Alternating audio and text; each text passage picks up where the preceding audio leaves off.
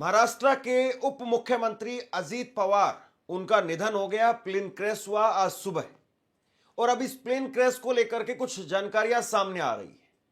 Plane को उड़ाने वाले पायलट्स के बारे में जानकारी निकल करके सामने आ रही है। वो कितने सीनियर थे, उनको कितने घंटों का एक्सपीरियंस था, और सबसे बड़ी बात यह है कि उस फ्लाइट में जो थे उनकी तस्वीरें भी सामने आ गई। लेकिन इन सबसे बड़ी जो जानकारी सामने आ रही है, और एक सीसीटीवी फुटेज के जरिए हादसे की पहली तस्वीर सामने आई है। सबसे पहले आप ये देखिए, ये सीसीटीवी फुटेज, ये आप देखिए, इसमें 8:46 का वक्त है। सीसीटीवी फुटेज ये दिखाई दे रहा है और इसके अंदर यहां पर संभवतः ये एक पेट्रोल पंप का सीसीटीवी फुटेज है और इसमें ये दिखाई दे रहा है कि एक प्लेन क्रैश के बाद में अचानक से आग का एक बहुत बड़ा गुब्बार, जो है वो यहां पर दिखाई दे रहा है। 8:46 का ये समय है और इस फुटेज के अंदर ऐसा दिखाई देता है कि कोई बहुत बड़ा धमाका हुआ है। दरअसल ये उस प्लेन के हादसे का सबसे पहला एक सबूत है। एक पेट्रोल पंप से ये सीसीटीवी फुटेज जो है वो मिला है न्यूज एजेंसीज को, और उसके बाद में ये अब वायरल है। यानी कुल मिलाकर के ये कहा जा रहा है कि प्लेन जब नीचे आ रहा था तो उसको विजिबिलिटी काफ़ी कम जो है वो दिखाई दी। महाराष्ट्र एविएशन डिपार्टमेंट की तरफ से कहा गया है कि करीब 2000 मीटर की विजिबिलिटी थी पायलट के पास में, और पायलट ने एक बार लैंडिंग करने की कोशिश की, किसी तरीके से रनवे पर विमान को उतारने की कोशिश की, लेकिन विमान रनवे पर उतर नहीं पाया और उसके बाद में वापस से प्लेन को उड़ाया गया। फिर थोड़ी देर बाद में, तकरीबन 12 मिनट के बाद में, फिर से जो है वो लैंडिंग की कोशिश की गई, लेकिन इस बीच में विमान जो है वो फिसल गया और उसके बाद में ये हादसा हो गया। और कुछ प्रत्यक्षदर्शी और जो चश्मदीद हैं वो कह रहे हैं कि धमाके भी सुनाई दिए और उसके बाद में ये विमान क्रैश हो गया और हवा का एक आग का गुब्बार जो है वो दिखाई दिया। अब सबसे बड़ा सवाल ये है कि ये हत्या है या हादसा है। एकनाथ शिंदे जो कि डिप्टी सीएम है, उनकी तरफ से कहा गया है कि हम इसकी जांच करवाएंगे। अजीत पवार को लेकर के वो भावुक हो गए और अजीत पवार को लेकर के कहा कि अजीत पवार के दिल में कभी काला नहीं था, जो दिल के अंदर था वो बोल देते थे, मना कर देते थे साफ कई मौकों को लेकर के, लेकिन कभी इस प्रकार का उनका रवैया रहा नहीं। और अब उनके निधन के बाद में हर तरफ जो है शोक दिखाई दे रहा है। शरद पवार, उनके चाचा, वो बारामती मेडिकल कॉलेज वहां पर पहुंच गए हैं। भीड़ है, इस वक्त में भारी भीड़ है। बारामती पवार परिवार का एक तरीके से गढ़ कहा जाता है और इस वक्त में वहां पर मेडिकल कॉलेज के बाहर बहुत बड़ी संख्या में, हजारों की तादाद में हुजूम, वहां पर समर्थक वो दिखाई दे रहे हैं। लेकिन मैं आपको इस खबर के अंदर कुछ तस्वीरें दिखाता हूं। सबसे पहले आप जो है ये तस्वीर देखिए, ये अजीत पवार की तस्वीर है और अजीत पवार के साथ में जो लड़की आपको नजर आ रही है, ये उस फ्लाइट के अंदर थी और उस फ्लाइट में अजीत पवार के साथ में पिंकी माली, ये फ्लाइट अटेंडेंट की तस्वीर है, और पिंकी माली, इनका भी इस क्रैश के अंदर निधन हो गया है। पिंकी माली फ्लाइट अटेंडेंट थी, अजीत पवार के साथ में ये मौजूद थी और इनका निधन हो गया। इसके बाद में एक तस्वीर आप ये देखिए, ये तस्वीर है विदीप जाधव। ये विदीप जाधव अजीत पवार के सिक्योरिटी अफसर थे, ये प्लेन के अंदर ही सवार थे और इनका भी निधन हो गया है, इनकी भी जान चली गई है। अब इसके बाद में दो तस्वीरें मैं आपको और दिखाता हूं। आप ये तस्वीर देखिए जिसमें आपको प्राइवेट जेट के आगे बैठ करके फोटो खिंचवाती हुई एक लड़की नजर आ रही है। दरअसल ये उस चार्टर्ड प्लेन की कैप्टन थी सांभवी पाठक, और सांभवी पाठक की भी इस हादसे के दौरान जान चली गई है। और इसके बाद में एक ये प्रोफाइल जो है वो शेयर हो रही है जिसमें ये कहा जा रहा है कि ये कैप्टन शाहिल मदान की तस्वीर है और शाहिल मदान का भी इस प्लेन क्रैश हादसे के अंदर निधन हो गया है, वो भी नहीं रहे हैं। हालांकि ये जो दोनों ही कैप्टन थे, इन दोनों को अच्छा खासा अनुभव था। 2010 से ही ये प्लेन उड़ा रहे थे, यानी करीब 16 साल का कमर्शियल प्लेन उड़ाने का अनुभव था। एक अच्छा खासा अनुभव होता है ये। और ऐसे में ये हादसा निकल करके सामने आया है, ये अपने आप में झकझोर देने वाला है। एक तस्वीर आप अपनी स्क्रीन पर देखिए, ये प्लेन के पीछे का हिस्सा है, यानी टेल का हिस्सा है, और प्लेन की टेल वो काफी हद तक सुरक्षित यहां पर दिखाई दे रही है, और इस टेल पर आपको VSR लिखा हुआ दिखाई दे रहा है, जो कि इस कंपनी का नाम है। और ये टेल पूरी तरह से तकरीबन सुरक्षित दिखाई दे रही है, और बाकी का जो हिस्सा है, आगे का हिस्सा या पीछे का जो हिस्सा है, ये दो अलग अलग तस्वीरें आप देख रहे हैं।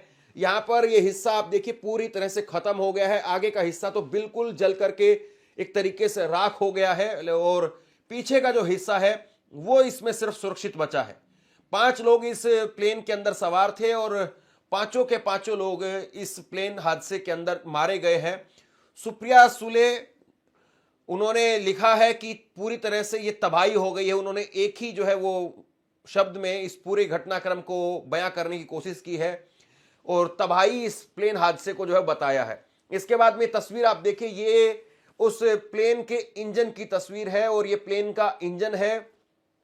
उस हादसे के बाद में ये प्लेन का इंजन निकल करके जो है वो दूर जाकर के गिरा है, और ये अपने आप में बहुत कुछ बताता है। इसके बाद में एक टुकड़ा और जो है वो आपको दिखाई दे रहा है।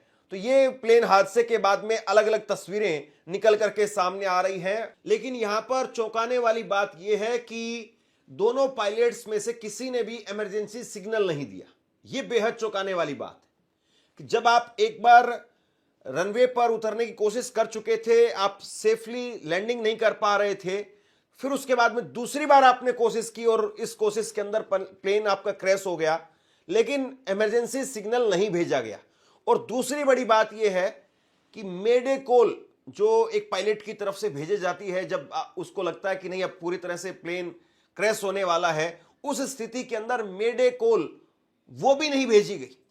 यह अपने आप में बड़ा हैरान करने वाला है। दोनों पायलट हैं, और दोनों पायलट इतने अनुभवी पायलट, प्लेन के अंदर 2 इंजन थे, और एक इंजन अगर बंद हो जाता है तो दूसरा इंजन ऑटोमेटिक स्टार्ट हो जाता है। और दोनों की पावर सप्लाई, हर तरीके की जो चीजें हैं वो अलग अलग होती हैं, यानी जो फ्यूल सप्लाई होती है या पावर सप्लाई होती है वो पूरी तरह से अलग अलग, वायर्स और पाइप वगैरह सब कुछ अलग अलग होता है।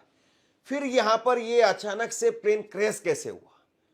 ये प्लेन भी जो है वो पुराना था, करीब 15-16 साल पुराना प्लेन ये बताया जा रहा है। और इस प्लेन क्रैश के बाद में एयरक्राफ्ट इन्वेस्टिगेशन ब्यूरो यानी AAIB ने जांच शुरू कर दी है, और VRS वेंचर्स के ऑफिस पर आज दिल्ली के अंदर 4 ऑफिसर्स की एक टीम वो पहुंची है, और वहां पर पहुंच करके उन्होंने पायलट्स को लेकर के या पायलट्स की जो प्रोफाइल है उसको लेकर के जो भी वहां पर डॉक्यूमेंट्स से उनको कलेक्ट किया है। ये कहा जा रहा है कि जो पायलट थे उनको 16,000 घंटे का फ्लाइट एक्सपीरियंस था, और को पायलट को 15,000 घंटे का एक्सपीरियंस था। कंपनी ने दावा किया है कि एयरक्राफ्ट में कोई तकनीकी खामी नहीं थी। फिर उसके बाद में इतना बड़ा हादसा कैसे हो गया, यह अपने आप में बहुत बड़ा सवाल है।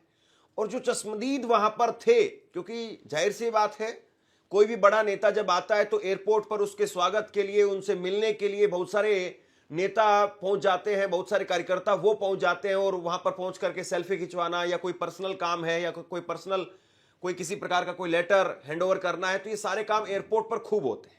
तो इसीलिए जब भी कोई बड़ा नेता आता है तो एयरपोर्ट पर ही उसके कार्यकर्ता, उसके जो छोटे नेता होते हैं वो पहुंच जाते हैं। और ऐसे में जो चश्मदीद वहां पर थे, जो गए थे स्वागत करने के लिए गए थे, आज अजीत पवार को 4 बड़ी रैलियां भी करनी थी, जिला परिषद का चुनाव था, उस प्रचार प्रसार के लिए अजीत पवार आ रहे थे। तो चश्मदीदों ने बताया कि विमान का विस्फोट इतना जोरदार था कि कोई कुछ नहीं कर सका।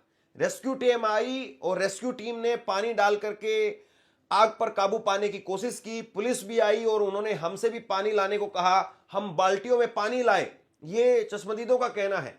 अजीत पवार का शव उछल करके एक तरफ जा गिरा, हमने अपनी आंखों से देखा। हमने एक नया कंबल दिया और उसमें उनका शव लपेट करके रखा गया।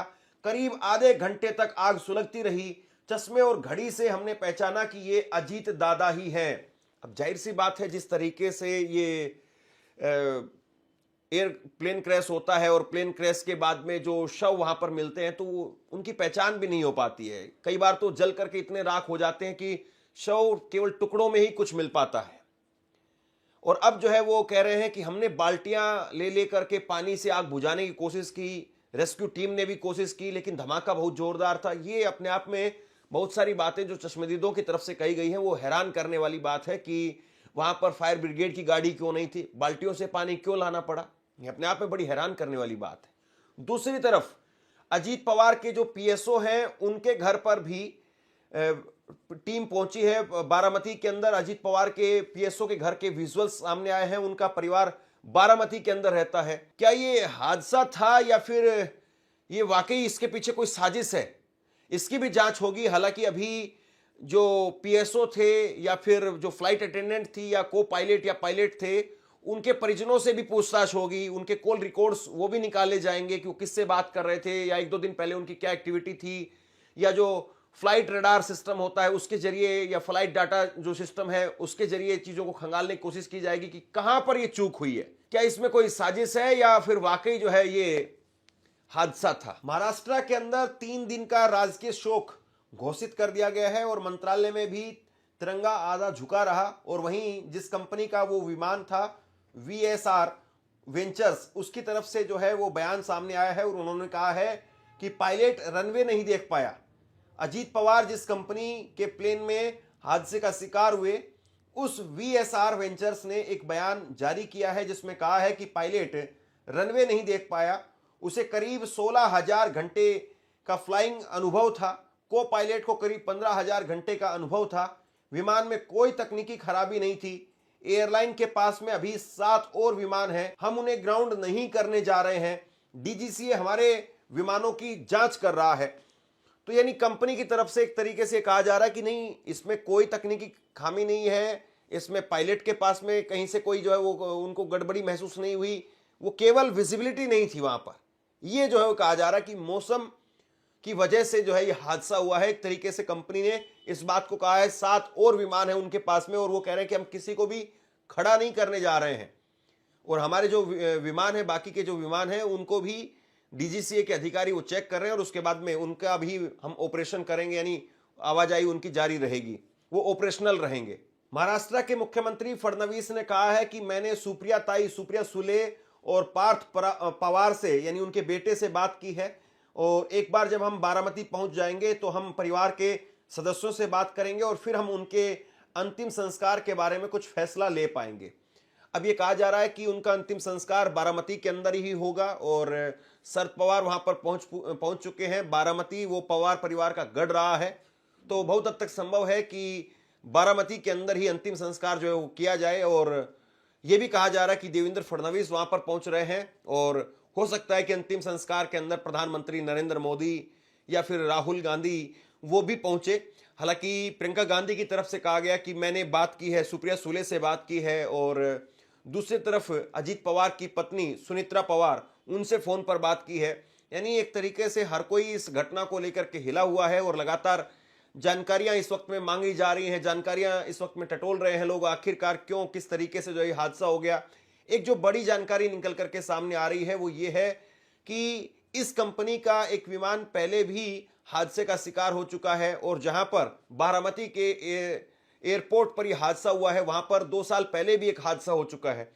तो आखिरकार क्या जिस तरीके के सिग्नल्स थे पहले या जिस तरीके के संकेत मिल रहे थे, क्या उन पर सीरियस होकर के नहीं सोचा गया, यह भी बहुत बड़ा सवाल है।